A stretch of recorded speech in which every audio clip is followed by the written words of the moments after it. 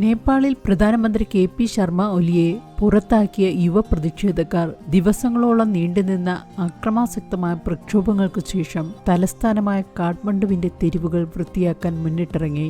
കൈകളിൽ ചൂലും സഞ്ചികളും ചവറ്റുകുട്ടകളുമായി യുവ പ്രതിഷേധക്കാർ തലസ്ഥാന നഗരിയിലെ നടപ്പാതകളും തെരുവുകളും വൃത്തിയാക്കുന്നതിന്റെയും പ്രതിഷേധത്തിനിടയിൽ കത്തിച്ച സർക്കാർ കെട്ടിടങ്ങളുടെ ചുമരുകൾ വീണ്ടും പെയിന്റടിക്കുന്നതിന്റെ ദൃശ്യങ്ങൾ സമൂഹ മാധ്യമങ്ങളിൽ പ്രചരിക്കുകയാണിപ്പോൾ.